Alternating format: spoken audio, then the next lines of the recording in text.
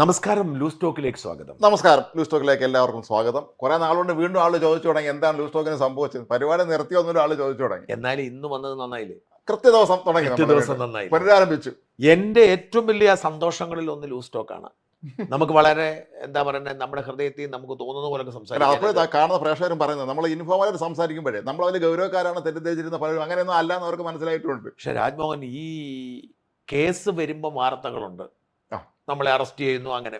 പക്ഷെ അത് കഴിഞ്ഞ് ആരും ഒന്നും അറിയുന്നില്ല. ഒരു കേസ് വന്നാൽ 9 തവണ കോടതി പോകണം. അപ്പം 130 കേസ് എന്ന് പറഞ്ഞാൽ എത്ര തവണ കോടതി പോകണം? ഞാനിവിടെ വിളിക്കുന്ന ആളെടുത്ത് പറയാറുണ്ട്, പലരും പറയും ഞങ്ങൾക്ക് നേരിട്ട് ഒന്ന് കാണണം 5 മിനിറ്റ്, നിങ്ങളെ പരിപാടി ഞങ്ങൾ അരമണിക്കൂർ ഇരുന്ന് കാണുന്നില്ല, എന്നിട്ട് ആ മനുഷ്യൻ 5 മിനിറ്റ് ഞങ്ങൾക്ക് എങ്ങനെ പറ്റും? ചെലവഴിച്ചു. ഇതിന്റെ ഇടയിൽ ഇപ്പൊ കഴിഞ്ഞ ദിവസം എനിക്ക് എറണാകുളം കോടതി പോകണമായിരുന്നു. എറണാകുളം കോടതിയിലും പോകണമായിരുന്നു, പോലീസ് സ്റ്റേഷനും പോകണമായിരുന്നു.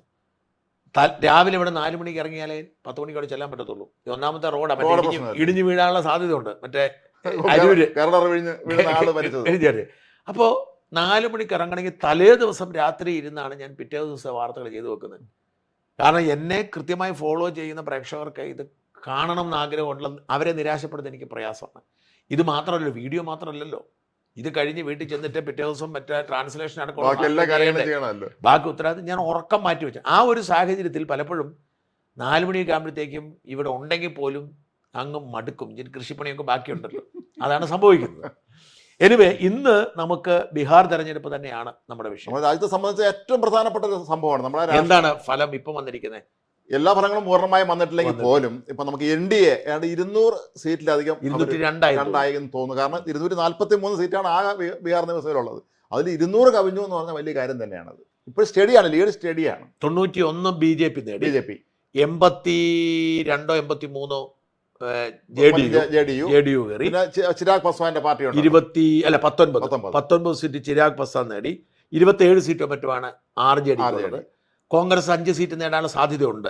പക്ഷെ 3-ലാണ് ഇപ്പൊ ലീഡെന്ന്. അല്ലല്ല, 5. ഞാൻ ഇപ്പൊ നോക്കുമ്പോൾ ലാസ്റ്റ് നോക്കുമ്പോൾ 5 3-ലേക്ക് എത്തുകയും അത് 2 സാഹചര്യം ഉണ്ടാവുകയും ചെയ്തിരുന്നു. ഇത്രയും വൈകുന്നതാണ് മനസ്സിലാവുന്നത്. നേരത്തെ ഒരു മെഷീൻ ഞെക്കിയ പോരെ മതി, പിന്നെ പെട്ടെന്ന് പ്രഖ്യാപിച്ച് പോകുമായിരുന്നല്ലോ. ഉച്ച കഴിയുമ്പോൾ എല്ലാം കഴിയുമായിരുന്നു സാധാരണഗതിയിൽ. 202 സീറ്റ് ഇപ്പോഴത്തെ, ഞാൻ ഫൈനലല്ല, ഏറ്റവും ഒടുവിൽ നമ്മൾ ഈ വൈകുന്നേരം 6 മണിക്ക് ഇത് റെഡിയാക്കുമ്പോഴും എല്ലാം വന്നിട്ടില്ല എന്നുള്ളതാണ്. 202 സീറ്റ് കിട്ടിയത്. ഇത് എനിക്ക് തോന്നുന്നു മഹാരാഷ്ട്രയേക്കാൾ വലിയ നേട്ടമാണ്. വലിയ നേട്ടം തന്നെയാണ്, വളരെ വലിയ നേട്ടമാണ്. കാരണം നമ്മളെല്ലാവരും പ്രതീക്ഷിച്ചിരുന്നു NDA വരുമെന്നാണ്. പിന്നെ എല്ലാ സർവേകളും വന്ന്, പക്ഷെ സർവേകളെ പോലും കടത്തിവെട്ടിക്കൊണ്ടാണ്. അല്ല, NDA തന്നെ വരുമെന്ന് സർവേകളെയും പറയണ്ട, എക്സിറ്റ് പോളിലും പറയണ്ട, രാഹുൽ ഗാന്ധിക്ക് അറിയായിരുന്നു. അതുകൊണ്ടാണ് രാഹുൽ ഗാന്ധി ഈ ഓപ്പറേഷൻ നമ്മുടെ ഹരിയാനയായിട്ട് നടന്നത്. അത് ഇലക്ഷന് തലേ ദിവസം പ്രഖ്യാപിച്ചത്. അതുകൊണ്ടാണ്. അല്ല, ഓപ്പറേഷൻ ഹരിയാന ഇലക്ഷൻ തലേദിവസമായിരുന്നു അല്ലേ? അല്ല, ഇതിന്റെ തലേദിവസമാണ് പ്രഖ്യാപിച്ചത്. ബീഹാർ ഇലക്ഷൻ തലേദിവസമാണ് അദ്ദേഹം വന്ന് പ്രഖ്യാപനം നടത്തിയത്. അപ്പൊ അത് പുള്ളി അവിടെയാണ് രാഹുൽ ഗാന്ധി ഒരു സ്ട്രാറ്റജി എന്ന നിലയിൽ, ഒരു ടാക്ടിക് എന്ന നിലയിലാണ് ഈ ഓപ്പറേഷൻ വോട്ട് ജോലിയുമായിട്ട് രംഗത്ത് വന്നത്. പക്ഷേ രാഹുൽ ഗാന്ധി ഇവിടെ നമ്മൾ ആദ്യം ചർച്ച ചെയ്യേണ്ട ഒരു കാര്യം, ഇത് വളരെ ഗൗരവമേറിയ കാര്യമാണ്. എന്തുകൊണ്ട് കോൺഗ്രസ് അധികാരത്തിൽ വന്നു, എന്തുകൊണ്ട് BJP ഇത്രയും ഭൂരിപക്ഷം കത്തി, രാഹുൽ ഗാന്ധിയും കോൺഗ്രസിന്റെയും ഭാവി എന്താണ്, രാജ്യത്തിന് തന്നെ ഭാവി എന്താണെന്നൊക്കെ ചർച്ച ചെയ്യേണ്ടതുണ്ട്. അപ്പോൾ ആദ്യം നമുക്ക് രാഹുലിനെ വരുന്നതിന് മുമ്പ് ഇവിടെ പ്രധാന ഘടകം എന്താണ്? ഈ ബീഹാറിന്റെ രാഷ്ട്രീയ പശ്ചാത്തലത്തിൽ നിങ്ങൾ ഇതിനെ എങ്ങനെയാണ് കാണുന്നത്? ബീഹാറിന്റെ രാഷ്ട്രീയ പശ്ചാത്തലത്തിൽ നമ്മൾ പ്രധാനമായി ഇപ്പം കാണേണ്ടത്, ഈ സർക്കാർ, നിതീഷ് കുമാറിന്റെ സർക്കാർ പരമാവധി വാഗ്ദാനങ്ങൾ സ്ത്രീകൾക്കും അത്തരത്തിലുള്ള വിഭാഗങ്ങൾക്ക് വേണ്ടി പ്രഖ്യാപിക്കുകയും അവ കൃത്യമായി നടപ്പിലാക്കുകയും ചെയ്തു. നമ്മുടെ കേരളത്തിൽ കഴിഞ്ഞ തവണ കിറ്റ് നൽകി ഈ രണ്ടാമത് തിരിച്ചു വന്നതിനുണ്ട്. അതിന്റെ വേറൊരു പതിപ്പാണ് നോക്കുകയാണെങ്കിൽ പറയാം. സ്ത്രീകൾക്ക് 10,000 രൂപ അവർ അക്കൗണ്ടിൽ ഇട്ട് കൊടുക്കുകയാണ്. ബീഹാർ പോലെയുള്ള കൊടുക്കാൻ തുടങ്ങിയിരുന്നു. അതിന് ഗുണഫലം കിട്ടി. മദ്യനിരോധനം വന്നവിടെ. കേരളത്തിൽ 96-ൽ മദ്യനിരോധനം നടത്തിയിട്ട് ഇലക്ഷൻ നടത്തിയപ്പോൾ LDF വന്നു. പക്ഷേ ഇവിടെ നേരെ തിരിച്ച് സംഭവിച്ചു. സ്ത്രീകൾ വലിയ തോതിൽ ഇത്തവണ അത് വലിയൊരു വാർത്തയായിരുന്നു. സ്ത്രീകളാണ് ഏറ്റവും അധികം വോട്ട് ചെയ്യാൻ എത്തിയിരുന്നത്. സ്ത്രീകളാണ് ശരിക്കും പറഞ്ഞാൽ ഈ പിന്നെ എന്താണ് NDA മുന്നണിയെ കൊണ്ടുവന്നത് നമ്മൾ പറയേണ്ടത്. മാത്രമല്ല, ബീഹാർ ഒരു പരമ്പരാഗതമായ ഒരു ജാതി രാഷ്ട്രീയത്തിന്റെ ഇടമാണ്, ജാതി രാഷ്ട്രീയത്തിന്റെ അങ്ങേ അറ്റമാണ്. അപ്പൊ എന്റെ ഒരു ചോദ്യം, ബീഹാറിൽ പിന്നോക്ക വിഭാഗക്കാരാണ് കൂടുതൽ. എനിക്ക് തോന്നുന്നു അവിടെ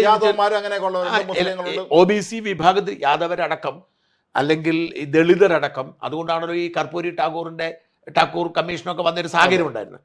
അപ്പം ബീഹാറിനെ, അതുകൊണ്ടാണ് നിതീഷ് കുമാർ പോലും ജാതി സെൻസസിന് അനുകൂലമായ നിലപാടെടുത്തത്. അപ്പൊ ഈ പിന്നോക്ക വിഭാഗക്കാർ കൂടുതലുള്ള ബീഹാറിൽ പിന്നോക്ക രാഷ്ട്രീയം തേജസ്വി യാദവ് എടുത്തിട്ടും എന്തുകൊണ്ടാണ് അവിടെ BJPക്ക് ബീഹാറിലെ രാഷ്ട്രീയത്തിൽ ഒരു ബ്രാഹ്മണിക്കൽ പൊളിറ്റിക്കൽ പാർട്ടി എന്നൊരു ഇമേജാണ് ഉള്ളത്?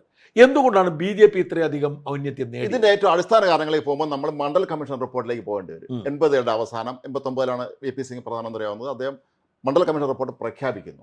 അത് വലിയൊരു മാറ്റത്തിന് വഴിവെച്ചു. കാരണം അന്ന് പിന്നെ UP-യിൽ മുലായം സിംഗ് യാദവ്, ഇവിടെ ബീഹാറിൽ ലാലു പ്രസാദ് യാദവ് എല്ലാം ഇതിൻ്റെ ഒരു വക്താക്കളാകുകയും അതിൻ്റെ പേരിൽ ഒരുപാട് അന്ന് നടന്ന പ്രക്ഷോഭങ്ങളൊക്കെ നമുക്ക് ഓർമ്മയുണ്ട്. അതിൻ്റെ ഒരു പ്രത്യാഘാതം എന്നുള്ള നിലയിൽ അന്ന് സംഭവിച്ചത് പിന്നോക്ക വിഭാഗക്കാരും മതന്യൂനപക്ഷങ്ങളും ഒക്കെ ഈ സോഷ്യലിസ്റ്റ് പാർട്ടികളോട് ഒപ്പം നിന്നപ്പോൾ ഹിന്ദുക്കൾ, അല്ലാതെ നേരത്തെ പറഞ്ഞ പോലത്തെ ഉയർന്ന സമാജത്തിൽപ്പെട്ട ഹിന്ദുക്കളെല്ലാം തന്നെ ഈ BJP-ക്കൊപ്പം പോവുകയും ചെയ്തു. കോൺഗ്രസിന് ഫലത്തിൽ ആരുമില്ലാത്ത അവസ്ഥ അവിടെ സംഭവിച്ചു. എഫക്റ്റീവ്ലി കോൺഗ്രസിന് ക്ഷീണം ഉണ്ടായത് അതാണ്. അടിസ്ഥാനം അവിടെ തുടങ്ങി. ഈ മണ്ഡൽ റിപ്പോർട്ട് വന്നത് തന്നെയാണ് അത് UP-യിലാണെങ്കിലും ഇവിടെ ആണെങ്കിലും ബീഹാറിലാണെങ്കിലും ഒക്കെ അത് വളരെ ഈ രണ്ട് സംസ്ഥാനങ്ങളാണ് ഒരു പരിധി വരെ അത് കൃത്യമായി നമുക്ക് എടുത്തു കാണിക്കാൻ കഴിയുന്ന രണ്ട് സംസ്ഥാനം. രാജ്യം അപ്പോഴും ഒരു പ്രശ്നമുണ്ട്. അതായത് നമ്മൾ പറഞ്ഞ വളരെ മണ്ഡൽ കമ്മീഷൻ റിപ്പോർട്ടോടുകൂടി അതുവരെ കോൺഗ്രസിനുണ്ടായിരുന്ന ആധിപത്യം ചോദ്യം ചെയ്യപ്പെടുകയും പിന്നോക്ക വിഭാഗക്കാരും മുസ്ലിങ്ങളുമൊക്കെ സോഷ്യലിസ്റ്റ് പക്ഷത്തേക്ക് ചേരുകയും ഈ ഹിന്ദുക്കൾ ഭൂരിപക്ഷം ബ്രാഹ്മൺ അപ്പർ ക്ലാസ് ഹിന്ദുക്കളെ BJP പോയി കോൺഗ്രസ് ഒറ്റപ്പെടുന്നു.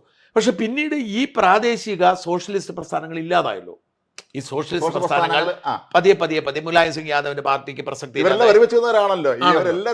ഇവരെല്ലാം അപ്രസക്തരായല്ലോ. എന്നിട്ട് എന്തുകൊണ്ട് ഇവരെ തിരിച്ചു പിടിക്കാൻ കോൺഗ്രസിന് കഴിഞ്ഞില്ല? അങ്ങനെ ചോദ്യമില്ല ഇവിടെ. തീർച്ചയായും അത് എന്തുകൊണ്ട് അതാണ് തങ്ങൾക്ക് കൈവിട്ടു പോയ സമുദായങ്ങളെ പിടിക്കാൻ കോൺഗ്രസിന് കഴിഞ്ഞില്ല. അവർ ശ്രമിച്ചില്ല എന്ന് വേണം പറയാൻ. ശരിക്കും പറഞ്ഞാൽ അവർക്ക് വളരെ കൃത്യമായ നമ്മളൊരു കാര്യം മനസ്സിലാക്കണം. നമ്മൾ എൻ്റെ ചില സുഹൃത്തുക്കൾ ബീഹാറിൽ പലതവണ തെരഞ്ഞെടുപ്പ് പോയപ്പോൾ ഇത്തവണ പോയവരൊക്കെ വിളിച്ചു നോക്കുക. അവർ പറയുന്നത് അവിടെ കോൺഗ്രസിന് താഴെത്തട്ടിൽ ഘടകമൊന്നുമില്ല, ആർക്കും ഒരു പരസ്പര കോർഡിനേഷൻ ഇല്ല. DCC ആണ് അവിടുത്തെ ഏറ്റവും ചെറിയ ഘടകം. ഇവിടുത്തെ പോലെ മണ്ഡലം കമ്മിറ്റിയോ ബ്ലോക്ക് കമ്മിറ്റിയോ ആരുമില്ല. ഒരു പ്രവർത്തകനെ കാണുമെങ്കിൽ ഇവിടെ അന്വേഷിച്ചാൽ കിട്ടില്ല. DCC ഓഫീസർ അവരൊക്കെ അറിയില്ല. അപ്പോൾ ഇവർക്ക് യാതൊരു തരത്തിലുള്ള ഒരു ഏകോപനമില്ലാതെ പോയി. പണ്ട് കോൺഗ്രസ് അവിടുത്തെ എല്ലാ ജില്ലകളിലും ശക്തമായിരുന്നൊരു സാഹചര്യത്തിൽ കോൺഗ്രസ് ഭരണം ഉണ്ടായിരുന്നത് കൊണ്ട് തന്നെയായിരിക്കാം അവർക്ക് വിപുലമായ രീതിയിൽ അന്ന് ഇല്ലെങ്കിലും ഭംഗിയായിട്ട് കാര്യങ്ങൾ കൊണ്ടുപോകാൻ പറ്റിയിരുന്നു. പക്ഷെ ഇപ്പോൾ അങ്ങനെ അതല്ല. BJP ആണ് ഇപ്പുറത്ത് നിൽക്കുന്നത്. അല്ലെങ്കിൽ നിതീഷ് കുമാർ പറയുന്നത് അവരെല്ലാം വളരെ ഓർഗനൈസ്ഡ് ആണ്, വെൽ പ്ലാൻഡ് ആണ്. അവർ ഒരുമിച്ച് BJP-യും JDU-യും തമ്മിൽ ആദ്യം സീറ്റ് വരെ ചെറിയ തർക്കമൊക്കെ വന്നെങ്കിൽ പെട്ടെന്ന് തന്നെ അത് പരിഹരിച്ച് അവർ കൃത്യമായ സ്ട്രാറ്റജിയോട് കൂടി മുന്നോട്ട് പോയി. മറ്റവർക്കൊന്നും ചെയ്യാൻ കഴിഞ്ഞില്ല. നിങ്ങൾ ഈ ബീഹാറിന്റെ കഥ പറഞ്ഞപ്പം എൻ്റെ ഒരു അനുഭവം ഞാൻ പറയാം. ഞാനൊരു കേസാവശ്യത്തിന് വേണ്ടി ലക്നൗ കോടതിയിൽ പോയി. UP-യിൽ കഴിഞ്ഞ കൊല്ലം അതിന് മുമ്പിലത്തെ വർഷം. ആ കേസ് കഴിഞ്ഞിട്ട് നമ്മൾ റെയിൽവേ സ്റ്റേഷനിലേക്ക് പോവുകയാണ്. റെയിൽവേ സ്റ്റേഷനിലേക്കല്ല, വിമാനത്താവളത്തിലേക്ക് പോവാണ്. അപ്പോൾ വിമാനത്താവളത്തിലേക്ക് പോകാൻ മെട്രോ പിടിക്കണം. അപ്പോൾ മെട്രോ സ്റ്റേഷനിലേക്ക് നമ്മൾ പോകാൻ ഇറങ്ങുമ്പോൾ ഈ വലിയ ഈ ആളുകളെ കയറ്റുന്ന പ്രൈവറ്റ് വണ്ടികളുണ്ടല്ലോ, അതായത് ഓട്ടോയാണ്, വലിയ പെട്ടോ, നിറച്ച് ആളുകൾ ഇടിച്ചു കയറി പോവാണ്. അപ്പം നിറച്ച് ആളുകൾ ഇടിച്ചു കയറിപ്പോ ഞാൻ ഇടിച്ചു കയറിയിരുന്നപ്പം തൊട്ടടുത്തിരുന്നൊരു പയ്യൻ എന്നോട് പരിചയപ്പെട്ടു. അപ്പം ഞാനും പരിചയപ്പെട്ടു. നമ്മൾ നിറച്ചാൾ ഇടിച്ചു കയറിയിരിക്കുക. പരിചയപ്പെട്ടിച്ചപ്പോൾ അവനെ അവിടുത്തെ UPCC ജനറൽ സെക്രട്ടറിയാണ്. ഈ കൂട്ടത്തിൽ വണ്ടി കയറിയിരിക്കുകയാണ്. അറിയിക്കണം, ഇന്ത്യയിലെ ഏറ്റവും വലിയ സംസ്ഥാനത്ത് മുഖ്യമന്ത്രിമാരെ പ്രധാനമന്ത്രിമാരെ കൊടുത്തിരുന്ന സംസ്ഥാനത്തെ UPCC, അതായത് നമ്മുടെ Pradesh Congress committee general secretary പയ്യനെ വിളിക്കുക. അവൻ എന്നോട് പറയാണ്, അവൻ്റെ പടമൊക്കെ എടുത്ത് കാണിച്ചു. രാഹുൽ ഗാന്ധിയുടെ മറ്റേ യാത്രയില്ലായിരുന്നോ, ഭാരത് ജോഡോ യാത്ര, ആ ഭാരത് ജോഡോ യാത്ര രാഹുൽ ഗാന്ധിയുടെ പടമൊക്കെ എടുത്ത് കാണിച്ചു. അപ്പൊ കോൺഗ്രസിന്റെ ഒരു അവസ്ഥ ശരിക്കും എനിക്ക് മനസ്സിലായത്, ഒരു UPCC ജനറൽ സെക്രട്ടറി, നമ്മുടെ ഇവിടുത്തെ UPCC ജനറൽ സെക്രട്ടറി പോകത്തുള്ളൂ. അപ്പോൾ ഒരു UPCC ജനറൽ സെക്രട്ടറി ഈ ഇടിച്ചു കെട്ടി ഓട്ടോറിക്ഷയെ കയറി ഇരുന്ന് പോകുന്ന ഈ അവസ്ഥയിലേക്ക് കോൺഗ്രസ് പാർട്ടി വന്നു. അപ്പം ഞാൻ പറഞ്ഞത് BJP-യുടെ തന്ത്രം നമ്മൾ കാണണം. BJP എന്ന് പറയുന്നത് വളരെ കൃത്യമായി ഇവിടുത്തെ അപ്പർ ക്ലാസ് ഹിന്ദുവിൻ്റെ രാഷ്ട്രീയ പാർട്ടി എന്ന നിലയാണ് അടയാളപ്പെടുത്തി വരുന്നത്. ആ അപ്പർ ക്ലാസ് ഹിന്ദുവിൻ്റെ നേതാക്കന്മാരാണ്. അദ്വാനി ആണെങ്കിലും വാജ്പേയി ആണെങ്കിലും അതിനവര് ഈ അപ്പർ ക്ലാസിന്റെ പിന്തുണയ്ക്ക് വേണ്ടി അവര് ഈ മണ്ഡൽ കമ്മീഷൻ ഉപയോഗിച്ചു. എന്ന് വെച്ചാൽ മണ്ഡൽ കമ്മീഷന്റെ വിരുദ്ധ നിലപാടെടുത്തു. പക്ഷേ അന്ന് അപ്പർ ക്ലാസ് നഷ്ടപ്പെട്ടു പോയി, ലോവർ ക്ലാസ് നഷ്ടപ്പെട്ടു പോയി കോൺഗ്രസിന്. കോൺഗ്രസ് ഈ പിന്നോക്ക വിഭാഗക്കാരെ വോട്ട് പിടിക്കാൻ ശ്രമം നടത്തായിരുന്നു. നമ്മൾ BJP മോദി അടക്കമുള്ള ആളുകളെ കൊണ്ടുവന്നു. നമ്മൾ ശ്രദ്ധിക്കേണ്ടത് ഇപ്പം BJP-യുടെ ആലോചിച്ച് നോക്കി, പ്രധാനമന്ത്രി പിന്നോക്ക സമുദായക്കാരൻ, രാഷ്ട്രപതി പിന്നോക്ക വിഭാഗക്കാരൻ, പ്രധാനപ്പെട്ട ഒരുപാട് കേന്ദ്രത്തിലെ നേതാക്കൾ പിന്നോക്ക സമുദായക്കാരാണ്. ഇത്തരത്തിലുള്ള പദവികളിലേക്ക് എത്തി ഇവർ പതിയെ പിന്നോക്ക വിഭാഗത്തിന് പിന്തുണ ഉറപ്പിച്ചു. ഇതിൽ നമ്മൾ ശ്രദ്ധിക്കേണ്ട കാര്യം, BJP അല്ലെങ്കിൽ RSS ആണെങ്കിലും അവർ കുറേശ്ശെ അവർ ഈ slow and steady minister race നമ്മൾ പറയും പോലെ കുറേശ്ശെ ശ്രമിച്ചാണ് അവർ അതിലേക്ക് എത്തിയത്. ഞാൻ ഇതിനെ പറയുമ്പോൾ നമ്മൾ അതിലേക്ക് പോകാൻ നമ്മൾ മൂന്നാം ഘട്ടത്തിൽ പോകാം. അപ്പം ഇങ്ങനെ ഇവർ നേടിയിരിക്കുന്ന വിജയം, ഈ വോട്ട് ചോരി എന്നുള്ള ആരോപണത്തിൽ തിളക്കം നഷ്ടപ്പെടാൻ സാധ്യത കാണുന്നുണ്ടോ? അല്ലല്ല, ബി ജെ പി അതാ നഷ്ടപ്പെട്ടില്ല. ചോദിച്ചത്. കോൺഗ്രസിന് ഫലപ്രദമായി അത് നടപ്പിലാക്കാൻ കഴിഞ്ഞില്ല. അതാണ് പറഞ്ഞത്. അവരുള്ള വോട്ടും കൂടെ പോകാനേ സഹായിച്ചിട്ടുള്ളതായിരിക്കും ഇതൊക്കെ തന്നെ. അതാ പറഞ്ഞത്. അതായത് ഈ വോട്ട് ചോരി എന്ന ഇവിടെ അവിടെയാണ് നമ്മൾ മുമ്പ് രാഹുൽ ഗാന്ധി ഈ വിഷയത്തെ രാഹുൽ ഗാന്ധി ഇപ്പൊ കോൺഗ്രസ് പ്രതിസന്ധി എന്താ നോക്കുക. ഏറിയാൽ 5 സീറ്റ് കോൺഗ്രസിന് കിട്ടാൻ പോകുന്ന 5 സീറ്റ് സാധ്യതയില്ല. ബീഹാർ പോലെ 243 സീറ്റുള്ള ഒരു മണ്ഡലത്തിൽ ഓർക്കണം 101 സീറ്റിൽ മത്സരിച്ചിട്ടാണ് 92 സീറ്റ് BJP നേടിയത്. അവിടെയാണ് കോൺഗ്രസ് പാർട്ടിക്ക് കേവലം 5 സീറ്റ്, 5 ഉണ്ടെന്ന് ഉറപ്പില്ല, ഒരു ഉറപ്പില്ല, ഇതിന്റെ ഫലം വരുമ്പോഴേ അറിയാൻ കഴിയും. 5 സീറ്റിലേക്ക് കോൺഗ്രസ് പാർട്ടി ഒതുങ്ങുന്നു. ഇന്ത്യയുടെ ആദ്യ രാഷ്ട്രപതി ഡോക്ടർ രാജേന്ദ്ര പ്രസാദ് ബീഹാറുകാരനായിരുന്നു. അവിടെയാണ് റാം എത്രയോ നേതാക്കന്മാർ ബീഹാർ. ഇന്ന് അങ്ങനെ ഒരു നേതാവ് അവിടെ ഇല്ല. അതിന് പ്രധാന ഘടകം എവിടെയാ ഉള്ളത് കോൺഗ്രസിന്റെ നേതാവ്? സത്യം. ബീഹാർ ഇവിടെ UP-യിലുണ്ടോ? ഇല്ല, അത് സത്യം. UP-യിലില്ലല്ലോ. ശരിയാണ്. രാജസ്ഥാനിൽ ഗെലോട്ടൊക്കെ ഉണ്ടെന്ന് അല്ല, രാജസ്ഥാനിലൊക്കെ പിന്നെയുണ്ട്. UP-യിൽ ആരാണുള്ളത്? ആരില്ല. അപ്പൊ ഉത്തർപ്രദേശ് പിടിക്കാതെ ഇന്ത്യ പിടിക്കത്തില്ല എന്നുള്ളതാണ് വൈപ്പാകുമ്പോൾ UP-യിൽ കോൺഗ്രസിന് എടുത്തു കാണിക്കാൻ പറ്റുന്ന നേതാവില്ല. ഇവിടെയാണ് കോൺഗ്രസ്. അതിന് ഞാൻ രാഹുൽ ഗാന്ധി നമ്മളിപ്പോൾ കാണുന്ന ഒരു രാഹുൽ ഗാന്ധിയിലൂടെ കോൺഗ്രസിന് ഒരിക്കലും ഇന്ത്യയെ തിരിച്ചു പിടിക്കാൻ സാധ്യമല്ല എന്ന് തെളിയിക്കാൻ 2 കാരണങ്ങൾ. ഒന്ന്, ഇതിനു മുമ്പ് വളക്കുന്ന പല തെരഞ്ഞെടുപ്പുകളും ഈ കഴിഞ്ഞ കൊല്ലത്തെ മഹാരാഷ്ട്ര നിയമസഭാ തെരഞ്ഞെടുപ്പിന് മുമ്പ് വരെ CPM-ന് കാര്യം 2019 50 സീറ്റേ ഉണ്ടായിരുന്നുള്ളൂ. 2024 100 സീറ്റായി കോൺഗ്രസ് എന്ന് പറയുമ്പോഴും നിയമസഭയിലും ലോക്സഭയിലും ഒക്കെ ഒരു എന്താ പറയുന്നത് ഒരു പോസിബിലിറ്റി, ഒരു വിന്നബിൾ പോസിബിലിറ്റി നിലനിർത്തിയിരുന്നു. എപ്പോഴും ഗുജറാത്തിൽ പോലും അവർ നല്ല മത്സരം കാഴ്ചവെച്ചിട്ടുണ്ട്, ഇല്ലേ? അതെ, അതുകൊണ്ട് രാജ്യസഭാ അംഗങ്ങൾ എടുക്കാൻ അവർ കഴിഞ്ഞിട്ടുണ്ട്. പലയിടങ്ങളിൽ അവർക്ക് കാഴ്ചവെക്കാം. ഛത്തീസ്ഗഡിലെ, മധ്യപ്രദേശിലെ ഒക്കെ ഇവർക്ക് പ്രാധാന്യം. പക്ഷേ മാത്രമല്ല 2024 ലോക്സഭാ തെരഞ്ഞെടുപ്പിൽ കേവല ഭൂരിപക്ഷം BJP-ക്ക് നേടാൻ പറ്റിയില്ല. BJP ഒരുപാട് പുറകെ പോയി. ഭയങ്കര പ്രതീക്ഷയായിരുന്നു അതിലൊക്കെ. പക്ഷേ 2024 ലോക്സഭാ തെരഞ്ഞെടുപ്പിന് ശേഷം ഇവിടെ ഒരു വല്ലാത്ത ഒരു മാറ്റമുണ്ടായിട്ടുണ്ട്. നമ്മൾ അതാണ് ചർച്ച ചെയ്യുന്നത്. BJP-ക്ക് എപ്പോഴും ഒരു തിരിച്ചടി വന്നാൽ അതെന്താണെന്നുള്ള പഠിച്ചിട്ട് അതിന് പരിഹാരം കണ്ടെത്തുന്ന അവർ ശ്രമിക്കാറുണ്ട്. കോൺഗ്രസ്സുകാർ ഒരിക്കലും ശ്രമിക്കാറില്ല. അവിടെയാണ് ഞാൻ മനസ്സിലാക്കുന്നത് എങ്ങനെയാണെന്ന് വെച്ചാൽ RSS എന്ന് പറയുന്ന സംഘടന, അതിന്റെ പ്രാധാന്യം ഇപ്പൊ ചർച്ച ചെയ്യുന്ന സമയമാണ്. 100 വർഷം തികഞ്ഞു. RSS 100 വർഷം മുമ്പ് സ്ഥാപിക്കുമ്പോൾ RSS ബോധപൂർവം സ്വാതന്ത്ര്യ സമരത്തിന് മാറുന്നു. RSS സ്ഥാപിച്ച എല്ലാവരും തന്നെ, സവർക്കർ അടക്കം, ഷൂ നക്കി എന്ന് പറയുന്ന സവർക്കർ അടക്കമുള്ളവരെ ഈ പറയുന്ന കമ്മ്യൂണിസ്റ്റുകാരെക്കാൾ വലിയ സ്വാതന്ത്ര്യ സമര സേനാനികളായിരുന്നു ഇവരെല്ലാം ആയിരുന്നു. ഇവിടുത്തെ CPM-കാർ ഏതാണ് ഒരു കമ്മ്യൂണിസ്റ്റുകാരൻ, ആരാണ് ഇത്രയും വലിയൊരു സ്വാതന്ത്ര്യ സമര സേനാനി ഉണ്ടെന്ന് നമുക്കറിയത്തില്ല. അതേസമയം സവർക്കർ സ്വാതന്ത്ര്യ സമരത്തിൽ പങ്കെടുത്താണ് അണ്ടമാൻ ജയിലിൽ പോയി കിടന്നത്. അപ്പൊ അങ്ങനെ ഒരു പശ്ചാത്തലം അവർക്കുണ്ടായിരുന്നെങ്കിൽ ബാലഗംഗാധര തിലക് യഥാർത്ഥത്തിൽ RSS-ന്റെയും ഹിന്ദു രാഷ്ട്രീയത്തിന്റെയും ഒരു പ്രചോദനം എന്ന് പറഞ്ഞ ബാലഗംഗാധര തിലക് ആണ്. ഈ തിലക് സ്കൂളിൽ നിന്നാണ് വാസ്തവത്തിൽ ഹിന്ദുത്വ രാഷ്ട്രീയം ഉത്ഭവിക്കുന്നത്, അല്ലെ? എത്രയോ പേര് അന്നത്തെ പ്രധാനപ്പെട്ട എല്ലാവരും ഇതിന്റെ ഭാഗം തന്നെ. ആ ഒരു തിലക് സ്കൂളുണ്ട്. ഈ തിലക് സ്കൂളിൽ നിന്നാണ് ഹിന്ദുത്വ രാഷ്ട്രീയം ആരംഭിക്കുന്നത്. അപ്പൊ ഈ RSS തുടങ്ങുമ്പോൾ ഡോക്ടർ ഹെഡ്ഗവർ ഇതിലേക്ക് രംഗത്തിറങ്ങുമ്പോൾ അദ്ദേഹം എടുത്തൊരു കാര്യം എന്താണെന്ന് വെച്ചാൽ വളരെ ഗൗരവമേറിയൊരു കാര്യമാണ്. അദ്ദേഹം തീരുമാനിച്ചത് സ്വാതന്ത്ര്യ സമരം നടത്തുന്ന ഒരുപാട് പേരുണ്ട്, ആ വഴിക്ക് പോട്ടെ, സ്വാതന്ത്ര്യ സമരം നടത്തിക്കോട്ടെ, ഇന്നല്ലെങ്കിൽ നാളെ ബ്രിട്ടീഷുകാർ ഈ നാട് വിട്ടു പോകും. പ്രത്യേകിച്ച് ഈ സെക്കൻഡ് വേൾഡ് വാറിന്റെ ഒരു പശ്ചാത്തലം ആയപ്പോഴത്തേക്കും അത് ഉറപ്പായിരുന്നു. അപ്പോൾ ഇവിടുത്തെ പ്രധാനപ്പെട്ട വിഷയം എന്ന് പറയുന്നത് ഇവിടുത്തെ ഹിന്ദുവിന്റെ കൾച്ചർ പ്രിസർവ് ചെയ്യുക എന്നുള്ളതാണ്. അപ്പോൾ അതൊരു ഉത്തരവാദിത്വമായി ഏറ്റെടുത്തു. കാരണം എനിക്ക് തോന്നുന്നു മറ്റേ ശ്രീശങ്കരന്റെ സമയത്ത് ശ്രീശങ്കരൻ ഒരു രാജ്യം മുഴുവൻ സഞ്ചരിച്ചിട്ടാണ് ഹിന്ദുത്വത്തെ ബൗദ്ധ മുന്നേറ്റത്തിൽ നിന്നും മാറ്റിയെടുത്തത്. അല്ലെങ്കിൽ ഇന്ത്യ ഒരു ബുദ്ധരാജ്യമായി പോയിരുന്നു. അപ്പൊ അത്തരത്തിലുള്ളൊരു സംഘടിതമായ ഇടപെടൽ ഹിന്ദുത്വയെ സംരക്ഷിക്കാൻ ആവശ്യമാണെന്ന് തിരിച്ചറിഞ്ഞ് രാജ്യസ്നേഹവും ഹിന്ദുത്വ ഐഡിയോളജിയുടെ സംരക്ഷണവും ലക്ഷ്യമാക്കിക്കൊണ്ടാണ് RSS രൂപം കൊള്ളുന്നത്. അതുകൊണ്ടാണ് അവർ രാഷ്ട്രീയത്തിൽ നിന്ന് മാറി നിന്നതും. ജനസംഘം രൂപീകരിക്കുമ്പോൾ പോലും RSS പൂർണ്ണമായി പിന്തുണച്ചിരുന്നില്ല. ഇതിന്റെമായി ബന്ധമുള്ള ഇത് ആയിരുന്നു. അവിടെ വന്ന് RSS-നോട് RSS-ന്റെ ഔദ്യോഗിക രാഷ്ട്രീയ പാർട്ടി ആക്കണമെന്ന് പറഞ്ഞപ്പോൾ നോയ പറഞ്ഞത്, നിങ്ങൾ തുടങ്ങിക്കോളൂ, ഞങ്ങൾ പിന്തുണയ്ക്കാമെന്നല്ലാതെ ഒരു ഇനിഷ്യേറ്റീവും ഈ ജനസംഘ രൂപീകരണത്തിന് RSS കൊടുത്തില്ല. പക്ഷേ അവിടെ സംഭവിച്ചതെന്ന് വെച്ചാൽ ഈ RSS എന്ന് പറയുന്ന സംഘടന ഇന്ത്യയുടെ ഹിന്ദുത്വ ഐഡിയോളജിയെ, ഭാരതീയ സംസ്കാരത്തെ പ്രിസർവ് ചെയ്ത് മുമ്പോട്ട് കൊണ്ടുപോകാനുള്ള സാമൂഹിക സംഘടനയെ മുമ്പോട്ട് പോവുകയായിരുന്നു രാഷ്ട്ര സേവനം ലക്ഷ്യമാക്കി. RSS-കാർ പിന്തുണച്ചിരുന്നത് RSS പിന്തുണച്ച് കോൺഗ്രസിനെ ആയിരുന്നു. തീർച്ചയായും അത് എല്ലാവരും പറയുന്നുള്ളൊരു RSS കാര്യമാണ് പിന്തുണച്ചിട്ട് കോൺഗ്രസ്. എപ്പോഴും. പക്ഷെ ഇവിടെ സംഭവിച്ചത് എന്താണ്? അടിയന്തരാവസ്ഥ കാലത്ത് RSSനെ ഓടുള്ള വിരോധം തീർക്കാനാണ് RSSകാരനെ ഈ പിടിച്ചു നേതാക്കന്മാരെല്ലാം പിടിച്ച് ജയിലിട്ടു. മാത്രമല്ല എനിക്ക് തോന്നുന്നു അടിയന്തരാവസ്ഥ കാലത്ത് അവർക്കെതിരെ ശക്തമായി പോരാടിയത് RSS ആരും സോഷ്യലിസ്റ്റുകളുമാണ്. കമ്മ്യൂണിസ്റ്റുകാരൊന്നും ഇവര് ഡയലോഗ് ഇരിക്കുന്നുള്ളൂ. പിണറായി വിജയന്റെ കാൽവെള്ള പൊള്ളിച്ചു എന്നൊക്കെ പറഞ്ഞു കേൾക്കുന്നുണ്ട്. സത്യമാണെന്ന് തമ്പുരാൻ അറിയാം. ഇവർ പലരും എസ്കേപ്പ് ആയിരുന്നു ഇവിടെ നിന്ന്. എസ്കേപ്പ് ആയിരുന്നു. അപ്പോ ഇതിന് ശേഷമാണ് ഒരു ഹിന്ദു രാഷ്ട്രീയ പാർട്ടി കൂടി വേണ്ടി വരും എന്ന് RSS തീരുമാനിക്കുന്നത്.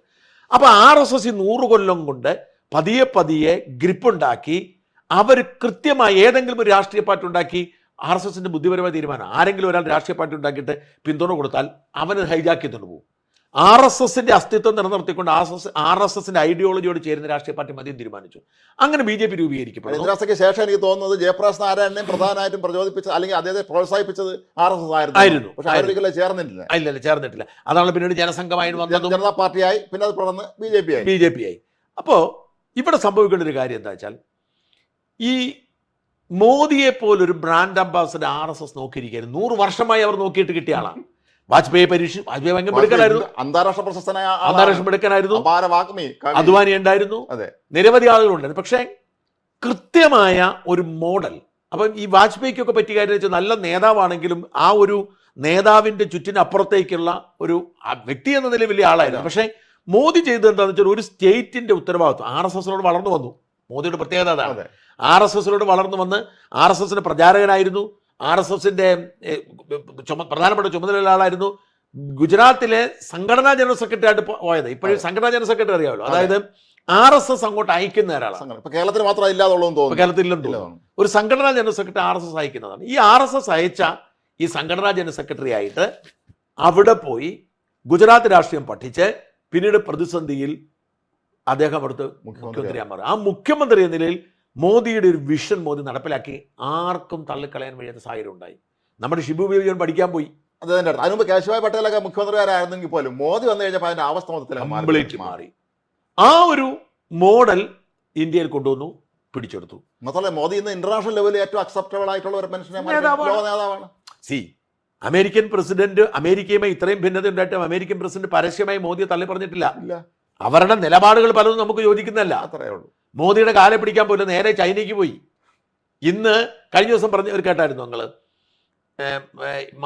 മാർക്കോ റൂബിയോ പറഞ്ഞൊരു കാര്യം. അവർ വിദേശകാര്യ സെക്രട്ടറി പറഞ്ഞൊരു കാര്യമുണ്ട്. ഇവിടെ നമ്മുടെ ഭീകരാക്രമണം ഉണ്ടായല്ലോ, അവർക്ക് ഞങ്ങളുടെ ആവശ്യമില്ല, കാര്യം പറഞ്ഞപ്പോൾ പറഞ്ഞാണ് ഞങ്ങൾ നോക്കിക്കോളാം, നിങ്ങൾ നിങ്ങളുടെ പണി നോക്കിക്കോളാം പറഞ്ഞാണ്. നേരത്തെ ട്രംപ് പറഞ്ഞാൽ ഞാനാണ് അത് പ്രശ്നം പരിഹരിച്ചതിന് പറഞ്ഞേനെ.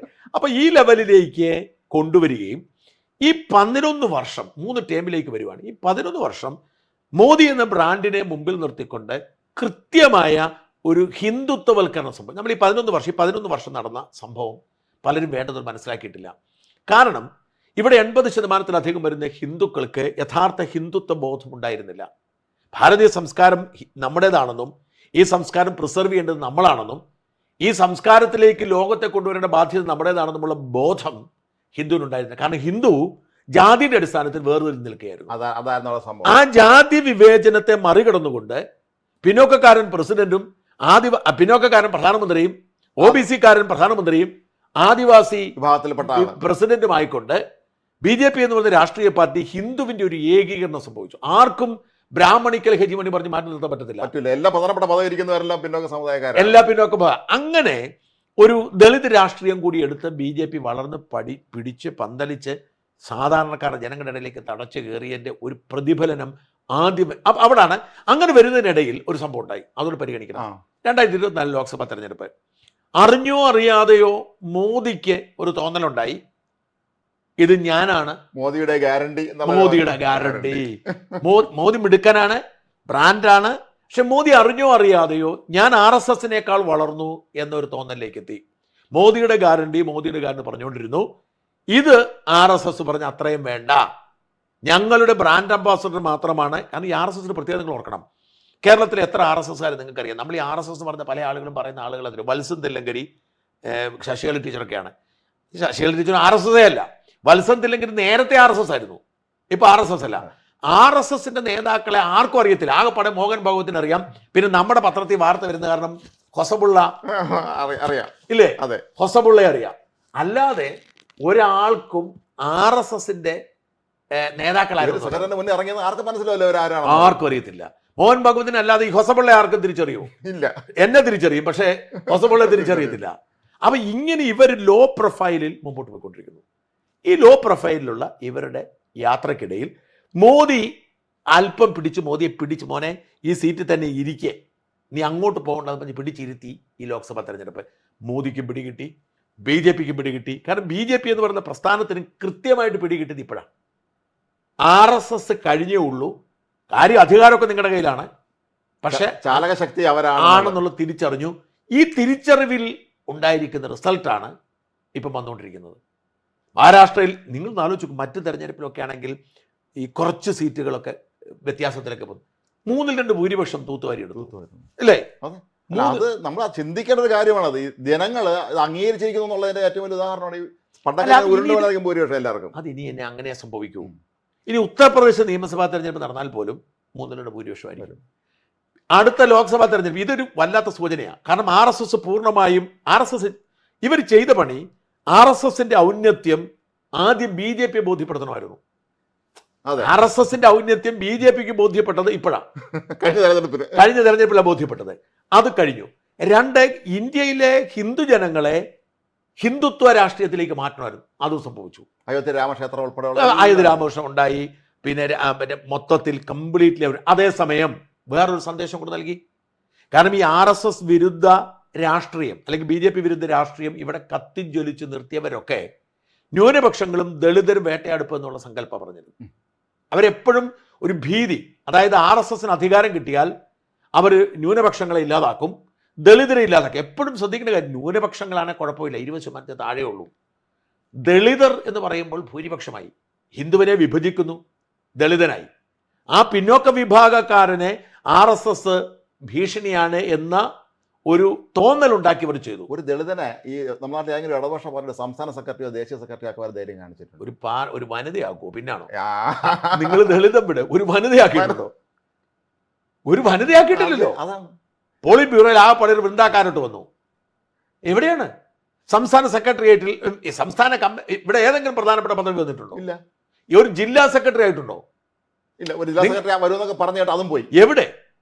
ഞാൻ പറഞ്ഞ അപ്പൊ പിന്നെ ദളിതന്റെ കാര്യം പറയേണ്ട കാര്യം അതല്ല നമ്മുടെ വിഷയം. അപ്പൊ നമ്മുടെ വിഷയം എന്ന് പറയുന്നത് ഈ ഒരു സങ്കല്പം പൊളിഞ്ഞു.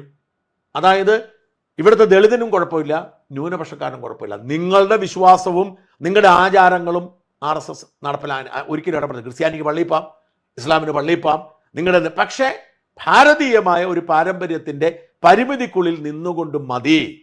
കാരണം നമ്മളത് തെറ്റാന്ന് പറയുമ്പോൾ ശ്രദ്ധിക്കേണ്ട കാര്യമുണ്ട്. ഞാൻ എന്നോട് പലരും ചോദിക്കണം, ഞാൻ പറഞ്ഞ എന്താ കുഴപ്പം? എന്നാൽ ഏറ്റവും വലിയ ജനാധിപത്യ രാജ്യം ബ്രിട്ടനാണ്. ഏറ്റവും വലുതല്ല, ഏറ്റവും മഹത്തായ ജനാധിപത്യം റിട്ടൺ ഭരണഘടന പോലും ഇല്ല. നമ്മൾ പിന്തുടരുന്ന റിട്ടൺ ഭരണഘടന പോലും ഇല്ല. ആ രാജ്യത്ത് ഹിന്ദു വിശ്വാസിയായ ഋഷി സുനക് പ്രധാനമന്ത്രി ആയപ്പോൾ വായിച്ചത് ബൈബിളാണ്. അവിടെ ഇയാൾ സത്യപ്രതിജ്ഞ ചെയ്യുമ്പോൾ വായിക്കേണ്ടത് ബൈബിളാണ്. അപ്പൊ എന്താണ് കാരണം? അത് ക്രൈസ്തവ രാഷ്ട്രമാണ്. ബാക്കി എല്ലാ മനുഷ്യാവകാശങ്ങളും സംരക്ഷിക്കും ക്രൈസ്തവ രാഷ്ട്രമാണ്. ഇസ്ലാമിക രാജ്യങ്ങളിൽ ആ മതം മാത്രമേ ഉള്ളൂ.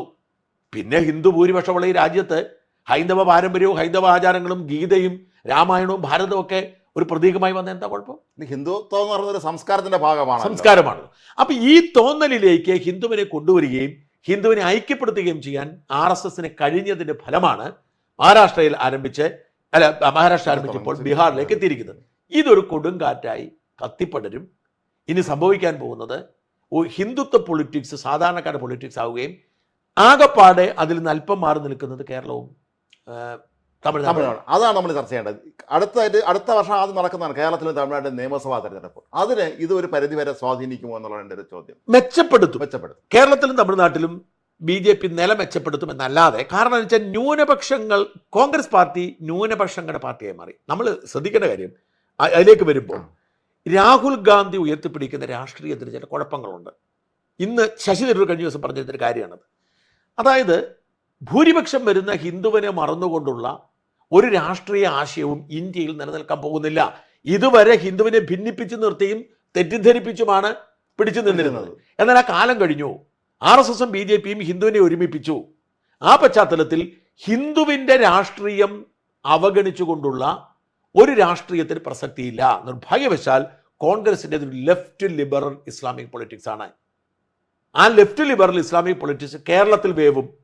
30% മുസ്ലിമുകളും ഏതാണ്ട് 45, 48, 50% താഴെ ന്യൂനപക്ഷങ്ങളാണ്, അടുത്തോളം ന്യൂനപക്ഷങ്ങളാണ്. അതുകൊണ്ട് അവരുടെ ഐക്യം കൊണ്ട് കേരളത്തിൽ വേഗം. തമിഴ്നാട്ടിൽ കുറച്ചു കാലം കൂടി പോകും. എന്താണ്? അവരുടെ ദ്രാവിഡ രാഷ്ട്രീയമാണ്. സനാതന ധർമ്മം എന്ന് പറഞ്ഞാൽ ഭയങ്കര കുഴപ്പമാണെന്നാണ് സാധാരണ തമിഴ് വിശ്വസിക്കുന്നത്. പണ്ട് പോലെ രൂഢമൂലമാണ് അത്, ഈ ദ്രാവിഡ അവരവിടെ ഉറപ്പിച്ചു വെച്ചിട്ടുണ്ട്. അപ്പൊ അതുകൊണ്ട് പക്ഷെ കർണാടകയിലോ തെലുങ്കാനയിലോ ആന്ധ്രാപ്രദേശിലോ വേഗത്തില്ല. ഇപ്പൊ കർണാടകയിലും തെലുങ്കാനയിലും ഉണ്ട്. അതൊരു പ്രാദേശിക കാരണങ്ങളാൽ വന്നതാണ്. ആ പ്രാദേശിക കാരണങ്ങൾ മാറി അവിടെ ഒരു ദേശീയ ബോധത്തിലേക്ക് വരുന്ന സാഹചര്യം. അവിടെയും ദേശീയ തെരഞ്ഞെടുപ്പ് വരുമ്പോൾ ആരാണ്? BJP ആണ്. കർണാടകത്തിൽ തന്നെ എല്ലാം ഭരണം അവർക്കാണെങ്കിൽ പോലും, കോൺഗ്രസ് ആണെങ്കിൽ പോലും BJP. അപ്പൊ അതുകൊണ്ട് ഇതൊരു വലിയ കാഹളമാണ്. BJP വലിയ തോതിൽ ഇന്ത്യൻ രാഷ്ട്രീയത്തെ സ്വാധീനിക്കാൻ പോകുന്നു എന്നതിൻ്റെ ഒരു സൂചനയാണ്. ഒപ്പം നമ്മൾ കോൺഗ്രസിന്റെ ഭാവി കൂടെ നോക്കണം. രാഹുൽ ഗാന്ധിക്ക് ഇപ്പോഴും യഥാർത്ഥത്തിൽ ഇന്ത്യൻ പൊളിറ്റിക്സ് പിടികിട്ടിട്ടില്ല. പൊളിറ്റിക്കൽ അബ്സ്ട്രാക്ട് എന്ന് നമുക്ക് ഇംഗ്ലീഷ് പറയാം. അതാണ് അദ്ദേഹം തുടങ്ങി, അദ്ദേഹത്തിന് അറിയില്ല. അതാണ് സത്യം. ഇപ്പോൾ രാജീവ് ഗാന്ധി രാഷ്ട്രീയത്തിൽ എത്തുന്ന സമയത്ത് പോലും അദ്ദേഹം പൈലറ്റായിരുന്നാണെങ്കിൽ പോലും അന്ന് ഇന്ദിരാഗാന്ധി ജീവിച്ചിരിപ്പുണ്ട് അക്കാലത്ത്. മാത്രമല്ല വലിയ സംഘം നേതാക്കന്മാർ ഇതിന് ചുറ്റുമുണ്ട്. ഇന്ദിരാഗാന്ധി ജീവിച്ചിരിക്കുമ്പോൾ രാഷ്ട്രീയത്തിൽ വന്നിരുന്നു. അന്ന് 80 സഞ്ജയ് ഗാന്ധി മരിച്ചപ്പോഴാണ് അദ്ദേഹം രാഷ്ട്രീയത്തിൽ. 84 ഇന്ദിരാഗാന്ധി മരിക്കുന്നത്. അപ്പം ആ ഒരു 4 വർഷം കാലമുണ്ട്. പിന്നെ അതിന് ചുറ്റും വലിയൊരു സംഘം നേതാക്കന്മാരുണ്ടായിരുന്നല്ലോ. ഇപ്പോൾ സൈൽ സിംഗ് ആണെങ്കിലും, പ്രണബ് മുഖർജി, കെ കരുണാകരൻ, എത്ര നേതാക്കന്മാരാണ്. അവർക്കെല്ലാം ഉപദേശിക്കാൻ ആളുണ്ട്. ഇന്ന് കേന്ദ്ര നേതൃത്വ നിലയിൽ എത്ര പേരുണ്ടാക്കാൻ ആ ഒരു സ്റ്റേച്ചറുള്ള ആളുകൾ? ആരുമില്ല. അതാണ് സത്യം. അല്ല, അതിൻ്റെ അകത്ത് ഞാൻ ഈ പറഞ്ഞ ശശി തരൂർ പറഞ്ഞത് എന്നെ പിന്നെ സ്ട്രൈക്ക് ചെയ്യുന്നത്. ഇന്നലെ എനിക്ക് തോന്നുന്നു അദ്ദേഹം അലഹാബാദിലും കണ്ടൊരു പരിപാടി, ഹൈദരാബാദിലും കണ്ടു. ബീഹാറിൽ ക്യാമ്പയിൻ നടത്താൻ വിളിച്ചില്ല. അല്ല, അദ്ദേഹം BJP കാരനായി കഴിഞ്ഞു. അദ്ദേഹം പറഞ്ഞൊരു പോയിന്റ് ഉണ്ട്. അദ്ദേഹം രാഷ്ട്രീയത്തിലേക്ക് വരുമ്പോൾ മൻമോഹൻ സിംഗ് ആയിരുന്നു കോൺഗ്രസ് രാഷ്ട്രീയത്തെ നിയന്ത്രിച്ചിരുന്നത്. മൻമോഹൻ സിംഗ് നിർദ്ദേശിച്ചിട്ടാണ് വന്നത്. കാരണം അദ്ദേഹം അണ്ടർ സെക്രട്ടറി എന്ന നിലയിൽ മൻമോഹൻ സിംഗിന്റെ പരിചയമുണ്ട്. പക്ഷെ പിന്നീട് വന്നപ്പോൾ മൻമോഹൻ സിംഗിനെ വോയിസ് ഇല്ലാതെ പോയി, പുള്ളിയെ ഒതുക്കി. അപ്പോൾ അദ്ദേഹം പറഞ്ഞൊരു കാര്യമുണ്ട്. ഒരു സെൻട്രിക് പൊളിറ്റിക്സ് ആയിരുന്നു കോൺഗ്രസിൻ്റെ. ഈ സെൻട്രിക് പൊളിറ്റിക്സിന് എക്കാലത്തും പ്രസക്തിയുണ്ട്. ഈ ലെഫ്റ്റ് എന്ന് പറയുന്നത്, തീവ്ര ലെഫ്റ്റ് എന്ന് പറയുന്നത് CPM-ഉം CPML-ഉം ഒക്കെ കൊണ്ടുപോയിക്കോളും. ഈ റൈറ്റ് വിങ് പൊളിറ്റിക്സ് എന്ന് BJP-യുടേതാണ്. ഒരു സെൻട്രിക് പൊളിറ്റിക്സ് ഉണ്ട്. ഈ സെൻട്രിക് പൊളിറ്റിക്സിൽ ഊന്നിയായിരുന്നു കോൺഗ്രസ് മുന്നോട്ട് പോയിക്കൊണ്ടിരുന്നത്. മൻമോഹൻ സിംഗിന്റെ കാലം വരെ സെൻട്രിക് പൊളിറ്റിക്സ്. നമ്മളൊരു കാര്യം മറക്കരുത്. ഈ സോഷ്യലിസ്റ്റ് കൺസെപ്റ്റ് ഉണ്ടായിരുന്ന ഇന്ദിരാഗാന്ധിയിൽ നിന്നും രാജ്യത്തെ വിടുവിപ്പിച്ച് ഈ പറയുന്ന കെട്ടുപാടുകൾ ഇല്ലാതാക്കി ഇതിനെ രക്ഷപ്പെടുത്തിയെടുത്തത് നരസിംഹറാവു ആണ്. അദ്ദേഹത്തെ എല്ലാവരും ഓർക്കണം. കോൺഗ്രസ് മൻമോഹൻ സിംഗ് അത് പിന്തുടർന്നു. മൻമോഹൻ സിംഗ് അദ്ദേഹത്തിന്റെ ധനകാര്യമന്ത്രിയായിരുന്നു. അല്ല, പിന്നീട് പ്രധാനമന്ത്രിയായിരുന്നു. പിന്തുടർന്നു. 2014 മോദി അധികാരത്തിൽ വന്നപ്പോൾ മോദി ചെയ്തത് എന്താണ്? മൻമോഹൻ സിംഗിന്റെ വഴി സ്വീകരിക്കുകയും അത് കുറച്ചുകൂടി മെച്ചപ്പെടുത്തുകയും ചെയ്തു. അപ്പം മോദി ഇത് ഏറ്റെടുത്തതോടെ അപ്പോഴത്തേക്ക് മറ്റൊരു മാറ്റം ഉണ്ടായി. മൻമോഹൻ സിംഗ് ഔട്ടായി, രാഹുൽ ഗാന്ധി മുമ്പിലേക്ക് വന്നു. അപ്പൊ രാഹുൽ ഗാന്ധിക്ക് ഇതിന്റെ പശ്ചാത്തലം അറിയത്തില്ല. മൻമോഹൻ സിംഗിന്റെ നയമാണ് മോദി എടുക്കുന്ന അറിയത്തില്ല. മോദിയുടെ നയം എന്ന നിലയിൽ അതിനെതിരായി. അവിടെയാണ് കോൺഗ്രസിന് വീഴ്ച പറ്റുന്നത്. കോൺഗ്രസ് തുടങ്ങി വെച്ചത് അതിനേക്കാൾ ശക്തമായി മോദി കൊണ്ടുപോയപ്പോൾ കോൺഗ്രസ് അതിനെതിരായി. അതോടെ കോൺഗ്രസിന്റെ സെൻട്രിക് ലൈൻ മാറി, ലെഫ്റ്റ് ലൈനിലേക്ക് മാറി. ഈ സെൻട്രിക് ലൈനൂടെ റൈറ്റ് വിങ് ആയ BJP-യിലേക്ക് ചേർന്നു. ഇതാണ് യഥാർത്ഥ പൊളിറ്റിക്സ്. ഈ സെൻട്രിക് ലൈനും റൈറ്റ് വിങ് ആയ BJP ഒരുമിച്ച് നടന്നു. ലെഫ്റ്റ് വിങ്ങിന് എന്ത് പ്രാധാന്യം? ലോകത്ത് എവിടെയാണ് ലെഫ്റ്റ് വിങ്ങിന് പ്രസക്തി ഉള്ളത്? ചില ലാറ്റിൻ അമേരിക്കൻ രാജ്യങ്ങളിലൊക്കെ അവിടെ ഇവിടെയൊക്കെ പറയാൻ കൊള്ളാമെന്നല്ലാതെ ചൈനക്കാർക്ക് ലെഫ്റ്റ് വേണ്ട. അങ്ങനെ ഈ ലെഫ്റ്റ് വിങ് പൊളിറ്റിക്സ് പൂർണ്ണമായും ഇല്ലാതാകുമ്പോൾ കോൺഗ്രസ് അതിനെ പുറകെ പോയി. അതുകൊണ്ട് സംഭവിക്കാൻ പോകുന്നത് എന്താണെന്ന് വെച്ചാൽ ഇതൊരു ഒരു വല്ലാത്തൊരു ഷിഫ്റ്റാണ് ഈ ബീഹാർ തെരഞ്ഞെടുപ്പ്. ഇനി സംഭവിക്കാൻ പോകുന്ന തെരഞ്ഞെടുപ്പുകളൊക്കെ തന്നെ കോൺഗ്രസ് രാഹുൽ ഗാന്ധിയുടെ ധാരണ എന്താണ്? ഒരു പവർ പോയിന്റ് പ്രസന്റേഷൻ കൊണ്ട് അവതരിപ്പിച്ചിട്ട് വോട്ട് ചോരി എന്ന് പറഞ്ഞ് ബഹളം വെക്കുമ്പോൾ ഞാൻ അല്ല, പണ്ട് മറ്റേ ചൗക്കിദാർ ചോർഹ എന്ന് പറഞ്ഞിറങ്ങിയതും നേരെ തിരിച്ച് സംഭവിച്ചില്ലേ? ഒരിക്കലും രാഹുൽ ഗാന്ധിക്ക് ഇന്ത്യൻ രാഷ്ട്രീയം ഇനി വഴങ്ങത്തില്ല.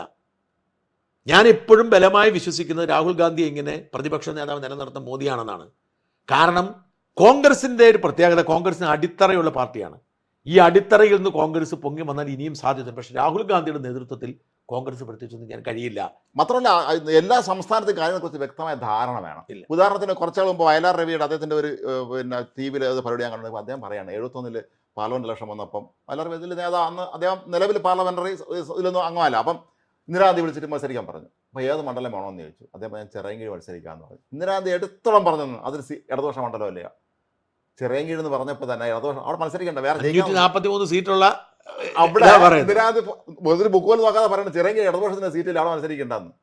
അപ്പോൾ പുള്ളി ഞെട്ടിപ്പോയെന്നാണ്. അത് ഞാൻ മത്സരിക്കാം, അത് അബദ്ധമാണോ ചെയ്യരുതെന്ന് പറഞ്ഞു. നിങ്ങൾ പാർലമെന്റ് വരേണ്ട ആളാണ്, വേറെ സീറ്റ് ഇല്ല, ഞാൻ മത്സരം ജയിക്കാൻ വേണമെന്ന് പറഞ്ഞു. അത് ജയിച്ചു, എം പി ചെന്നു, അദ്ദേഹം മറക്കാൻ പറ്റുമോ പുറക്കെ അന്നത്തെ കാലത്ത്. അപ്പോൾ അതാണ് പറഞ്ഞത്, കേരളം പോലെ സംസ്ഥാനത്ത് ചിറയൻകീഴ് ഒരു മണ്ഡലത്തിന്റെ പേര് കേട്ടപ്പോൾ അത് ഇടതുപക്ഷത്തിന്റെ കയ്യിലിരുന്നില്ല. കാരണം അതിന് മുമ്പ് എം പി ആയിരുന്നവരെല്ലാം ഇടതുപക്ഷക്കാരായിരുന്നു. ആ ഒരു കഴിവ് രാഹുൽ ഗാന്ധി ഒരിക്കലും പറയാൻ പറ്റും, ഇന്ത്യ മണ്ഡലത്തിന് പെട്ടെന്ന് പറയാൻ പറ്റും. അല്ല, അതുകൊണ്ട് ഞാൻ പറഞ്ഞ രാഹുലിന് കോൺഗ്രസിന് അധികാരത്തിലേക്ക് കൊണ്ടുവരാനുള്ള ശേഷിയില്ല. മോദി നല്ല ആരോഗ്യവാനാണ്. ഇനിയും ഈ ടേം കഴിഞ്ഞിട്ട് 5 കൊല്ലം കൂടെ മോദി തന്നെ ലീഡ് ചെയ്യാൻ സാധ്യതയുണ്ട്. ആകപ്പാടെ കോൺഗ്രസിന് പ്രതീക്ഷയ്ക്ക് ഭാഗ്യമുള്ളത് മോദിക്ക് ശേഷം BJP എന്തെങ്കിലും തർക്കമുണ്ടായാൽ, അങ്ങനെ ഉണ്ടാവുന്ന പറയും. കാരണം RSS നിയന്ത്രിക്കുന്നിടത്തോളം കാലം CPM തർക്കിക്കാൻ പറ്റുന്നില്ല. പിണറായി വിജയൻ ഇപ്പം മരുമകനാക്കണമെന്ന് പറഞ്ഞാൽ ആക്കി, ഇനി ഞാൻ തന്നെ ഒരിക്കൽ കൂടി ആകുമെന്ന് പറഞ്ഞാൽ ആയി. അങ്ങനെ തന്നെയാണ് RSSഉം. അപ്പം അതുകൊണ്ട് ഈ ബീഹാർ തെരഞ്ഞെടുപ്പ് എന്ന് പറയുന്നത് ഒരു RSSന്റെ ഈ സർവശക്തിയുടെ ഒരു കൃത്യമായ ഉയർത്തെഴുന്നേൽപ്പാണ്. ഇതിന് മുമ്പ് ഒരു കാര്യം കൂടെ ഓർമ്മിപ്പിക്കേണ്ടതുണ്ട്. ഇന്ന് പണ്ഡിറ്റ് ജവഹർലാൽ നെഹ്റുവിന്റെ ജന്മദിനമാണ്. നവംബർ 10. അതേ ദിവസത്തിലാണ് കോൺഗ്രസിന് ഈ വിധത്തിലുള്ള, അതായത് കോൺഗ്രസിന്റെ പ്രതീക്ഷ പൂർണ്ണമായും നഷ്ടപ്പെടേണ്ട ഒരു രാഷ്ട്രീയ സാഹചര്യമാണ് ബീഹാർ ഉണ്ടാക്കി കൊടുത്തിരിക്കുന്നത് പറയേണ്ടിയിരിക്കുന്നു. RSSന്റെ സ്വാധീനം നിശബ്ദമായി അവർ രാജ്യം മുഴുവൻ വ്യാപിപ്പിച്ചിരിക്കുന്നു. മാത്രമല്ല രാജ്മോഹൻ ഒരു കാര്യം കൂടെ ആലോചിക്കണം, പുനർവിഭജനം വരുമ്പോൾ അതിനകത്ത് പറഞ്ഞിരിക്കുന്ന മഹാരാഷ്ട്രയും ബീഹാറും UPയും മാത്രം മതി. സീറ്റുകളുടെ എണ്ണം കൂടും. ആ 3 സീറ്റ് മാത്രം മതി. കുറയുമെന്നാണ് പലരും പറഞ്ഞു കേൾക്കുന്നത്. എവിടെ കുറച്ച് കുറയും. മഹാരാഷ്ട്രയും ബീഹാറും UPയും മാത്രമുണ്ടെങ്കിൽ ജയിക്കാവുന്ന സാഹചര്യമാണ്. അപ്പോൾ BJPയുടെ ഒരു സുവർണകാലം ആരംഭിച്ചിരിക്കുന്നു. ഇനി വരാൻ പോകുന്നത് ദീർഘകാലം, നമ്മുടെയൊക്കെ ഓർമ്മയിൽ ഇനി BJP, നമ്മുടെയൊക്കെ ആയുസിൽ ഇനി രാജ്യം ഭരിക്കാൻ പോകുന്നത് BJP ആവും. അല്ലെങ്കിൽ അധികാരം തലയ്ക്ക് പിടിച്ച് ഇവരെങ്ങും മോശക്കാരായി മാറണം. പക്ഷെ RSS ഉള്ളത്തോളം കാലം അത് സംഭവിക്കില്ല. കോൺഗ്രസിന് പറ്റിയതുപോലെ കോൺഗ്രസിന്റെ കയ്യിലിരുന്ന അധികാരം നഷ്ടപ്പെട്ടത് അങ്ങനെയാണ്. അതുപോലെ സംഭവിക്കുന്നില്ലെങ്കിൽ ഇനി BJPയുടെ സുവർണകാലത്തിന്റെ തുടക്കമാണ്. ഈ 3ാം ടേം എന്ന് പറയുന്നത് BJPയുടെ സുവർണകാലത്തിന്റെ തുടക്കമാണ്. കാത്തിരിക്കാം എന്താണ് നമ്മുടെ രാഷ്ട്രീയത്തിൽ ഇനി സംഭവിക്കാൻ പോകുന്നത്. എന്തായാലും ഈ വലിയ തിരിച്ചടിക്ക് കോൺഗ്രസിന് അനുശോചനം. സാധാരണമായി ഈ വിജയത്തിന് BJPക്ക് അഭിനന്ദനം. നന്ദി. നമസ്കാരം.